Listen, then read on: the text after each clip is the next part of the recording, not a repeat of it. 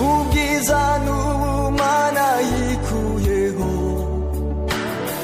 yemera kubumbura ca gitabo, yaje gushaka uwazimiye, uwo ninjewe wamuhamye, yaje gushaka uwazimiye, uwo ninjewe wamuhamye. Inzandiko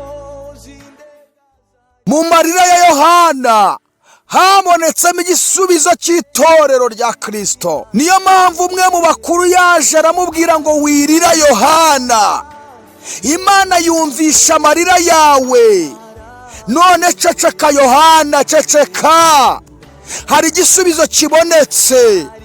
Dore intare yo mu muryango wa Yuda, oh haleluya, igishyitsi cya Dawidi aranesheje ngo habumbura igitabo, hame n'ibimenyetso birindwi bigifatanyije. Imana ishimwe, Imana ihabwa icyubahiro. Nguko uko Yohana yahojejwe. Reka nsoze iyi ngingo mbwira umuntu wese udukurikiranye, yewe muntu Imana yaremeye, yewe torero rya Kristo, hari amarira Imana iri kugusaba muri iyi minsi kugira ngo igire abantu bayitabara. Ndabwira umuntu wese uvuga ko yizeye Imana, yizeye Kristo Yesu, Imana ikeneye amarira yawe, kuko mu marira yawe harimo igisubizo cya mugenzi wawe. Iyo usomye mu gitabo cy'umuhanuzi Yeremiya igice cya 9 kuva ku murongo wa mbere, icyo gice cyose uzabonaho Imana yabwiye Yeremiya ngo mbwirira abagore bazi kurira, bazi kuboroga,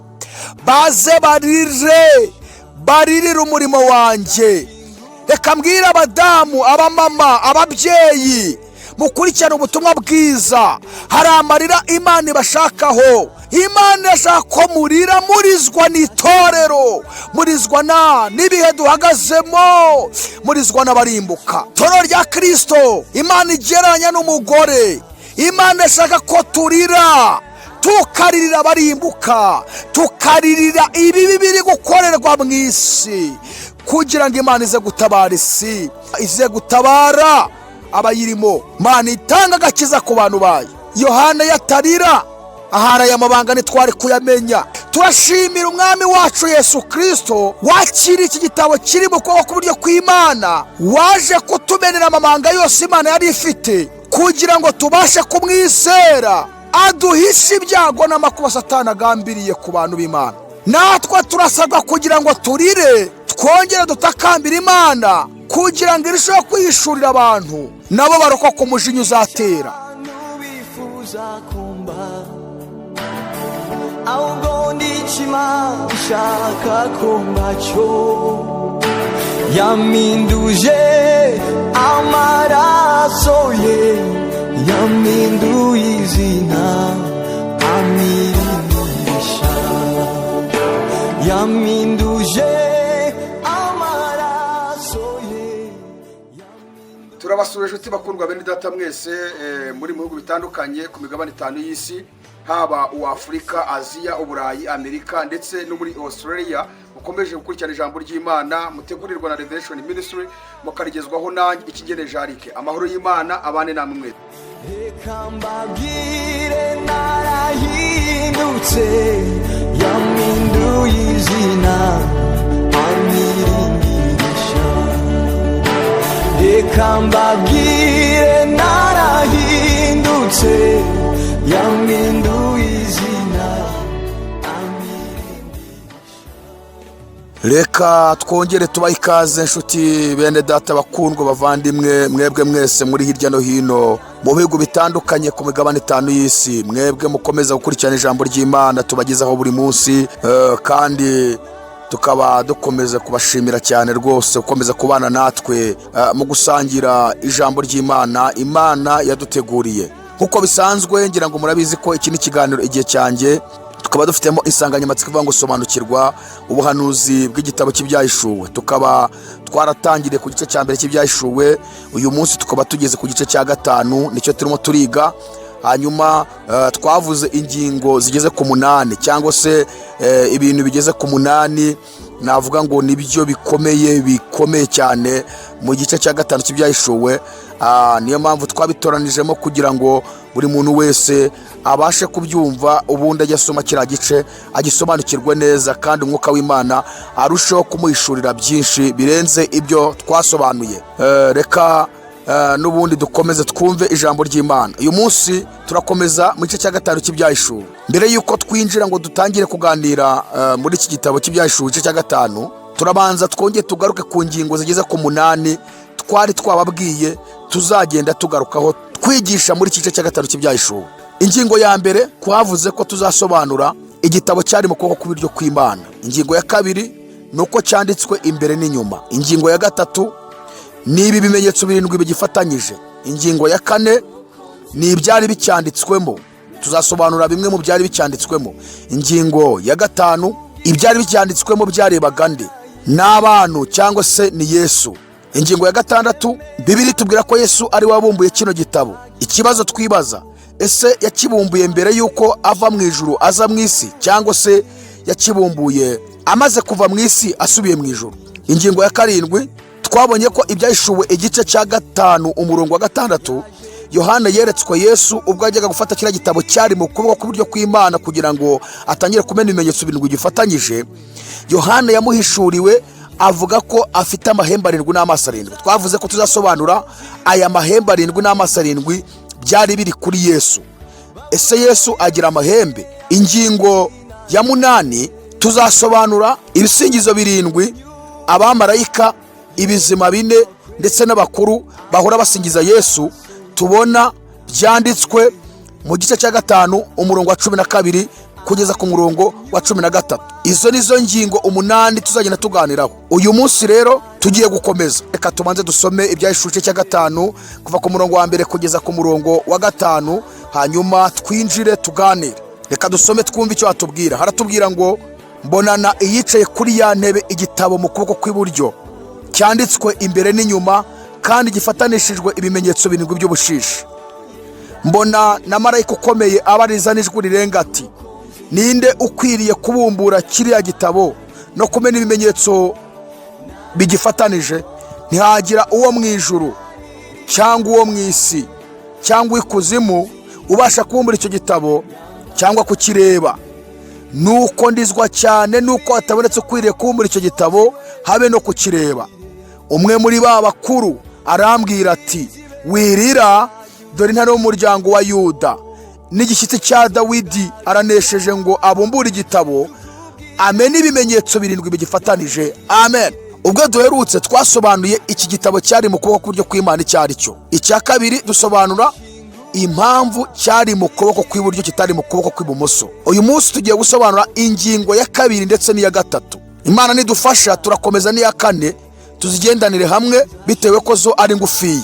Ingingo ya 2 iravuga ngo iki gitabo cyari cyanditsweho imbere n'inyuma. Tugiye kubanza turebe igituma iki gitabo cyari cyanditsweho imbere n'inyuma. Niyihe mpamvu? Twabonye ko ibi bintu byose byanditswe muri iki gitabo ari amabanga y'Imana izi twebwe tutazi. Aya mabanga twabonye ko harimo ibyiza Imana igambiriye ku isi no kubayituye ndetse no kwitorero ryayo, ariko nanone muri aya mabanga y'Imana akaba harimo n'ibibi Satani agambiriye ku isi no kubayituye no kwitorero rya Kristo. Ibyo byose bikaba bizwi n'Imana, twebwe tukaba tutari tubizi. Igituma rero Yohana yabonye ko iki gitabo cyari cyanditsweho imbere n'inyuma, ibyo bishatse gusobanura ko ibyari amabanga bizwi n'Imana cyangwa se amabanga azwi n'Imana, Imana yahisemo kuyahishura ngo iyahishurire abatuye isi. Imana ishimwe cyane. Haleluya. Nukuvuga ngo kuba cyanditsweho imbere n'inyuma nuko ibyari bihishwe, ubwo imbere ni amabanga y'Imana, hanyuma inyuma bishatse gusobanura ko ayo mabanga Imana yayagaragarije n'abatuye isi bakayamenya. Dushimira Imana yacu, tugashimira Kristo Yesu wemeye kuza kutumenera amabanga Satani afitiye isi, yarangiza kandi akatumena n'amabanga meza y'ibyiza Imana igambiriye ku isi ndetse no kwitorero no kubayituye. Oh haleluya. Ngiyo impamvu Yohana yabonye iki gitabo cyari cyanditsweho imbere n'inyuma. Nuko ibyari biri mu mabanga y'Imana, Imana yahisemo no kubishyira inyuma kugira ngo natwe abantu tubisobanukirwe, tumenye umugambi mwiza tugambiriyeho, tumenye n'imigambi mibi Satani tugambiriyeho, hanyuma tubashe kumenya uburyo twihisha mu Uwiteka. Ijambo ry'Imana avuga ngo izina ry'Uwiteka ni umunara muremure abakiranutsi bahungiramo bakihisha. Nitumara kumenya amabanga y'ibyiza Imana idufitiye, tukamenya n'amabanga y'ibibi Satani adufitiye, tuzabasha guhungira mu izina ry'Uwiteka kugira ngo ritubere umunara muremure udukingira ibyago n'amakuba. Kandi Bibiliya yivuze Uwiteka ibishatse kuvuga Yesu Kristo. Yesu niwe Uwiteka. Rwandiko Pawulo yandikiye Abafilipi ibice 2 umurongo wa 11 haratubwira ngo kandi indimi zose zihamye ko Yesu Kristo ari Uwiteka, ngo Imana Data wa twese ihimbazwe. Amen. Cyangwa se ibihimbarizwe. Tugeze ku ngingo ya 3. Ingingo ya 3 iravuga ngo iki gitabo cyari gifatanishijwe ibimenyetso 7 by'ubushishi. Reka dusobanure gatoya kuri ibi bimenyetso 7 by'ubushishi Yohana yavuze bifatanyije kiriya gitabo. Ibi bimenyetso bigereranywa n'amabuto, ari byo bipesu cyangwa se ibifungo by'ishati. Cyo ni icyambere. Icya kabiri, kumenwa kwa buri kimenyetso bikaba bigereranywa no gufungura ibyo bifungo by'ishati kugira ngo werekane ibiri imbere yayo. Icya gatatu, uko gufungura ibyo bifungo by'ishati ushaka kwerekana ibiri imbere yayo nabyo bisobanura kwerekana ibihe cyangwa se aho isi igeze ndetse n'aho Yesu ageze agaruka. Buri kimenyetso uko cyagiye kimenwa cyangwa se kiri kumenwa cyangwa se kizamenwa, hari ibigenda bikigaragaramo ari byo byanditswe muri icyo gitabo. Ndasubiramo kugira ngo byumvikane neza.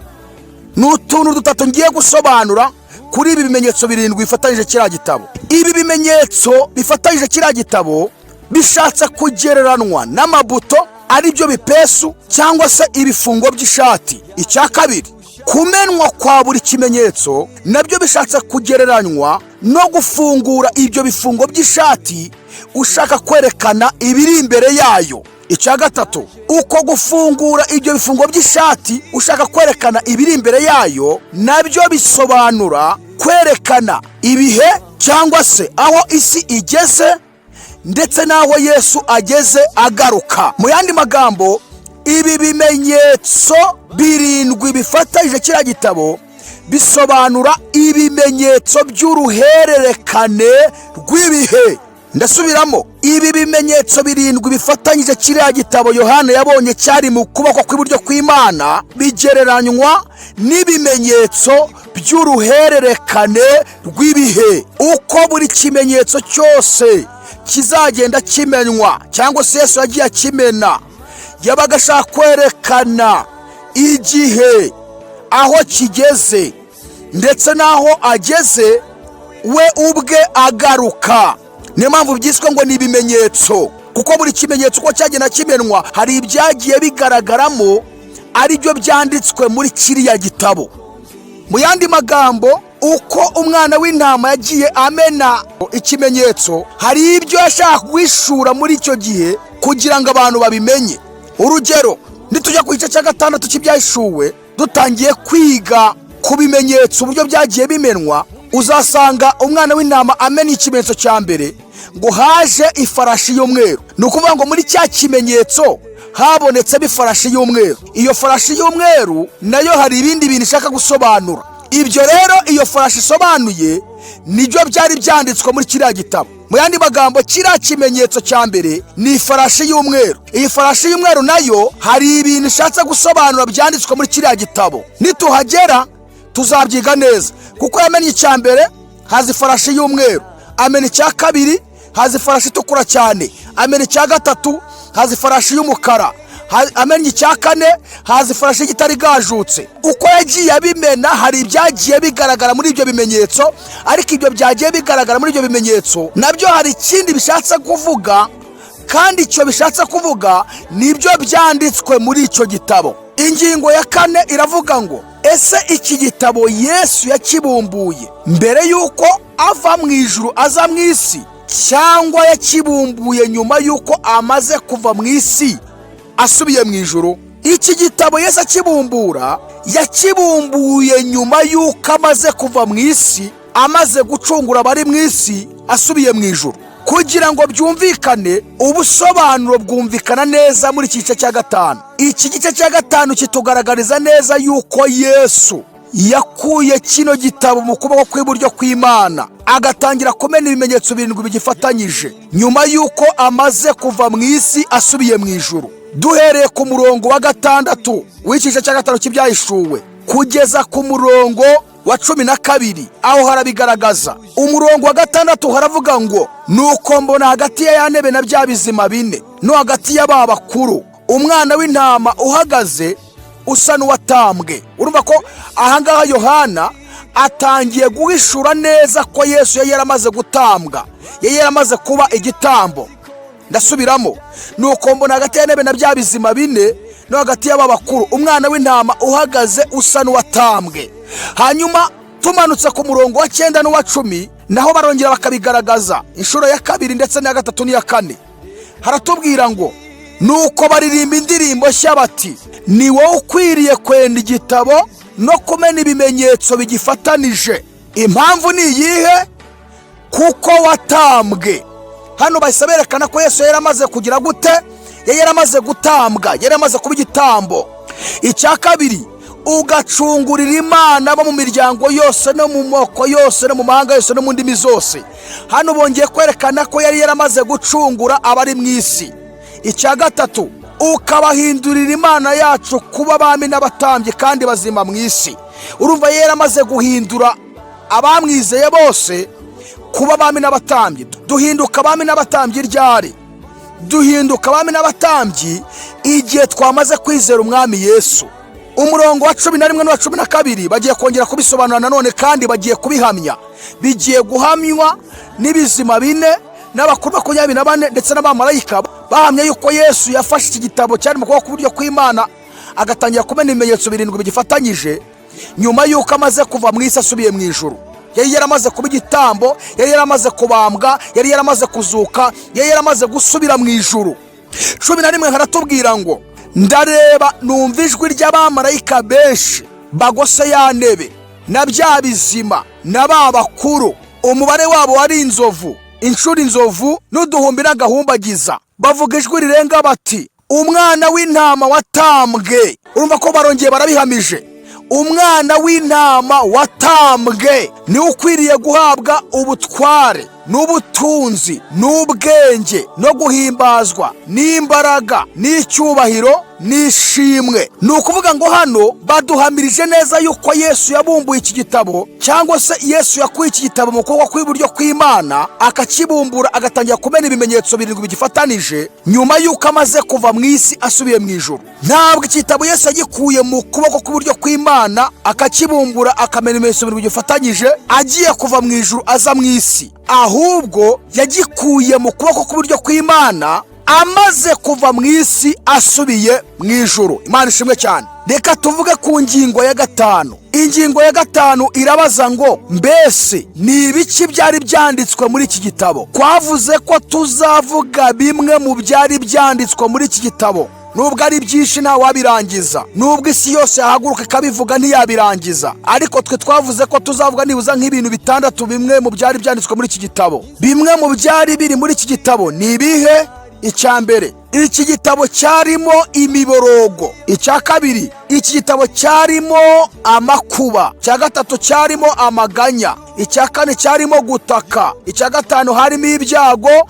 Icya gatandatu, harimo amarira. Ibyo ni bimwe mu mabanga Imana yari ifite Satani agambiriye ku batuye isi ndetse no ku itorero, ariko nta wundi muntu mu isi wari ubizi. Ariko kandi hakaba harimo n'ibyiza Imana yari igambiriye ku itorero ryayo ndetse no ku batuye isi. Ibyiza Imana igambiriye ku isi byo ni byinshi. Niyo mpamvu dutoranyijemo bimwe mu bibi Satani yari agambiriye ku isi, agambiriye ku batuye isi, agambiriye ku itorero rya Kristo kugira ngo aribabaze. Akaba ariyo mpamvu Yohana yabibonye bimutera kurira. Kugira ngo byumvikane neza, turasubira ku murongo wa 3 ndetse n'uwa 4 n'uwa 5. Yohana yatubwiye ko ubwo marayika yari amaze kurangurura n'ijwi rirenga abaririza uwaza kubumbura igitabo aricyo gipfusi cy'Imana, ngo mu ijuru nta n'umwe wabonetse, muri bya bizima nta wabonetse, muri ba bakuru nta wabonetse, mu bamarayika bose nta n'umwe wabonetse. Ndetse iyerekwa rya Yohana ryaramanutse riza no mu isi. Yohana kugira ngo arebe ko mu bari mu isi icyo gihe, haba mu bami, haba mu bikomangoma, haba mu bakomeye bo mu isi, yabonye ko nta n'umwe wahangara ufite ubushobozi bwo kuba yageraho Imana iri ngo afungure amabanga y'Imana ayahishurira abari mu isi. Ndetse iyerekwa rya Yohana ryarakomeje rigera n'ikuzimu. Bibiliya yivuze ikuzimu ntabwo ishaka kuvuga kwa Satani, kuko ikuzimu havugwa mu buryo bubiri. Hari ikuzimu ya Satani, hakaba n'ikuzimu Bibiliya igaragaza ko ari munsi y'ubutaka. Rero ikuzimu Yohana yagiye ni mubera bari barapfuye bose, bapfuye mbere ya Yesu. Nuvuga ngo iyerekwa rye ryamujyanye no mu bituro, yagiye no mu bituro by'abera bari barapfuye, ba Aburahamu, ba Yesaya, ba Yeremiya, ba Ezekiyeli, ba Danyeli, mu bahanuzi bari barabayeho bakoreye Imana. Yagira ngo arebe ko muri abo ngabo basi kuko bapfuye bubaha Imana, ko hari n'umwe wabasha kujya gufungura igipfusi cy'Imana kugira ngo ahishure amabanga arimo Imana izi mabi Satani agambiriye ku batuye isi ndetse no ku itorero, hanyuma abashe kumenera ayo mabanga abatuye isi babasha kwizera umwana w'Imana wari uheretse kuzuka, wari uheretse kubapfira, akazuka agasubira mu ijuru. Yohana ngo yitegereje naho abona nta n'umwe wabitinyuka. Bibiliya itubwira ko nta n'umwe mu ijuru wabonetse, mu isi nta wabonetse, n'ikuzimu nta wabonetse. Niyihe mpamvu mu ijuru mu bizima n'abakuru n'abamarayika nta wabonetse? Nta n'umwe wari ufite ububasha bwo kubasha gufungura igipfusi cy'Imana, kumena amabanga y'Imana yamenera abatuye isi, kuko nta n'uwari wigeze aboneka aza kubapfira. Umwana w'Imana Yesu Kristo, oh haleluya, wari umaze kuva mu isi, amaze gupfira abari mu isi, akazuka agasubira mu ijuru. Niwe wenyine wari ufite ubudahangarwa n'ubushobozi bwo kuba yajya gufungura igipfusi cy'Imana, agakuramo amabanga arimo, akabasha kuyamenera abatuye isi. Ubundi bamara kuyamenya, bamenya imigambi mibi Satani abagambiriyeho, bakizera umwana w'Imana wari uherutse gupfira bari mu isi, kugira ngo abakize, abarokore iyo migambi mibishe Satani abagambiriyeho. Yesu wenyine wari umaze gupfira bari mu isi agasubira mu ijuru, ni wari ufite ubutware, wari ufite uburenganzira bwo kujya gufata amabanga yose Imana ifite, akabasha kuyamenera abatuye isi kugira ngo bamwizere, abakize imigambi Satani abagambiriyeho. Niyo mpamvu Yesu yagomba kugira ngo amene aya mabanga yose, tuyamenye abari mu isi, hanyuma tumwizere, adukize iyo migambi Satani afitiye isi. Niyo mpamvu rero Yohana amaze kubona ko mu ijuru nta n'umwe wabonetse, mu isi nta n'umwe wabonetse, ikuzimu n'undi nta wabonetse, yararize. Bibiliya tubwira ngo nuko ndizwa cyane. Bibiliya yivuze ngo kurira cyane, nuko ngo Yohana yararize. Muzatinye ikintu Bibiliya ivuga igitsindagiye, nuko ndizwa cyane. Yohana yararize, arongera ararira, arongera ararira, arongera ararira. Yohana arongera ararira. Ni ukuvuga ngo Yohana yarijijwe n'iki? Amaze kubona iyi miborogo, aya marira, aya maganya, ibi byago, aya makuba, uku gutaka, abonye ko bigiye kuba ku batuye Satani, agiye kubabaza abantu bari mu isi, kandi abona ko kugira ngo turokoke ibyo byago, ariko twizera umwana w'Imana Yesu Kristo wari umaze gupfa akazuka agasubira mu ijuru. Kandi yongera kubona kugira ngo nyine tumwizere, ariko duhishurirwa ayo mabanga tukayamenya, abonye ko nta n'umwe uhari wabasha kugira ngo aze atumenera ayo mabanga tuyahishurirwe, nitumara kuyahishurirwa duhungire kuri Yesu adukize. Niyo mpamvu Yohana yaturitse ararira kuko nta n'umwe ubonetse. Reka mbabwire ngo mu marira ya Yohana habonetsemo igisubizo cyanjye nawe. Imana ishimwe cyane. Mu marira ya Yohana habonetsemo igisubizo cy'abatuye isi. Mu marira ya Yohana habonetsemo igisubizo cy'itorero rya Kristo. Niyo mpamvu umwe mu bakuru yaje aramubwira ngo wirira Yohana, Imana yumvisha amarira yawe, none ceceka Yohana, ceceka, hari igisubizo kibonetse. Dore intare yo mu muryango wa Yuda, oh haleluya, igishyitsi cya Dawidi, aranesheje ngo habumbure igitabo, hame n'ibimenyetso 7 bigifatanyije. Imana ishimwe, Imana ihabwa icyubahiro. Nguko uko Yohana yahojejwe. Reka nsoze iyi ngingo mbwira umuntu wese udukurikiranye, yewe muntu Imana yaremye, yewe torero rya Kristo, hari amarira Imana iri kugusaba muri iyi minsi kugira ngo igire abantu bayitabara. Ndabwira umuntu wese uvuga ko yizeye Imana, yizeye Kristo Yesu, Imana ikeneye amarira yawe, kuko mu marira yawe harimo igisubizo cya mugenzi wawe. Iyo usomye mu gitabo cy'umuhanuzi Yeremiya igice cya 9 kuva ku murongo wa mbere, icyo gice cyose uzabonaho Imana yabwiye Yeremiya ngo mbwirira abagore bazi kurira, bazi kuboroga, baze baririra umurimo wanjye. Reka mbwira abadamu, abamama, ababyeyi mukurikirana ubutumwa bwiza, hari amarira Imana ibashakaho. Imana irashaka ko murira, murizwa n'itorero, murizwa n'ibihe duhagazemo, murizwa n'abarimbuka. Torero rya Kristo Imana igereranya n'umugore. Imana ishaka ko turira, tukaririra abarimbuka, tukaririra ibibi biri gukorerwa mu isi, kugira ngo Imana ize gutabara isi, ize gutabara abayirimo. Imana itanga agakiza ku bantu bayo. Yohana yatarira, ahari aya mabanga ntitwari kuyamenya, ariko Yohana yararize, arizwa nuko tugiye guhura n'ibibazo n'amakuba. Kandi iyo tuza guhishurirwa ayo mabanga, twari kwizera umwana w'Imana akaturokora ibyo byago n'amakuba Satani agambiriye ku isi. Turashimira umwami wacu Yesu Kristo wakira iki gitabo kiri mu kuboko kw'iburyo kw'Imana, waje kutumenera amabanga yose Imana yari ifite, kugira ngo tubashe kumwizera, aduhishe ibyago n'amakuba Satani agambiriye ku bantu b'Imana. Natwe turasabwa kugira ngo turire, twongere dutakambira Imana kugira ngo irusheho kwihishurira abantu, nabo barokoka ku mujinya uzatera. Turabashimiye mwebwe mwakomeje kubana natwe muri aya magambo turimo turiga kuri izi ngingo twizeho. Tubonye ko ingingo ya 2 ari ukuba iki gitabo cyari cyanditsweho imbere n'inyuma. Twasobanuye kuba cyari cyanditsweho imbere n'inyuma nuko ibyari mu mabanga y'Imana, Imana yabishyize n'ahagaragara kugira ngo abari mu isi babimenye. Kuba cyanditswe imbere nuko ari amabanga y'Imana, hanyuma kuba cyanditswaho inyuma nuko ibyari muri ayo mabanga Imana yabishyize ahagaragara abantu bakabibona. Ingingo ya 3 ni biriya bimenyetso byari bifatanyije kiriya gitabo. Twabonye ko biriya bimenyetso bisobanura uruhererekane rw'ibimenyetso by'ibihe.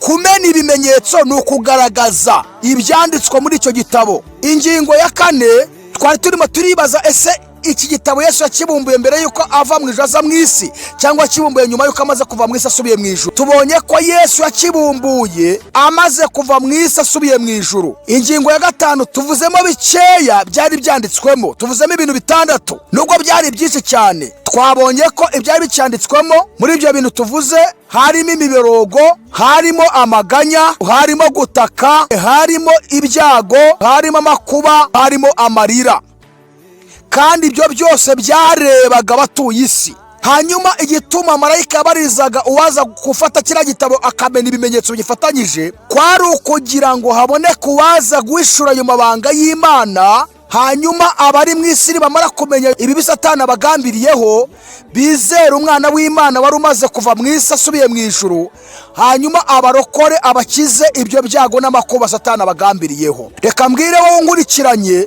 utarizera umwami Yesu, ukaba utarakizwa, ukaba wumvisha ubutumwa bwiza. Icyatumye Yesu yemera kuza mu isi agasubira mu ijuru agafata kiriya gitabo akamena amabanga akirimo, kwari ukugira ngo akumenyeshe ibibi Satani akugambiriyeho, hanyuma umwizere agukize iyo migambi mibisha Satani akugambiriyeho. Akira Yesu rero, reka muguhe. Akira Yesu akubera umwami n'umukiza w'ubugingo bwawe. Akira Yesu akuyobore. Akira Yesu akurokore imigambi mibi Satani agambiriye ku buzima bwawe. Murakoze cyane, turabashimiye kubwo gukomeza kubana natwe. Amahoro y'Imana akomeze kubana namwe mwese. Amen. Umviriza wa musozi we wibwirire, horashize ibendera ry'urwibutso, zogaruka je kukubwira ko yangiriye neza akampa izina rishya. Sinzashingura ikirenge cyanjye n'icyo kidendezi cy'amaraso ye. Sinzashingura ikirenge cyanjye. Tubashimiye umwanya mwafashe wanyu wo gukomeza gukurikirana inyigisho twabagezagaho, kandi tubararikiye gukomeza gukurikirana izi nyigisho kuri uyu murongo. Murakoze, Imana ibahe umugisha cyane.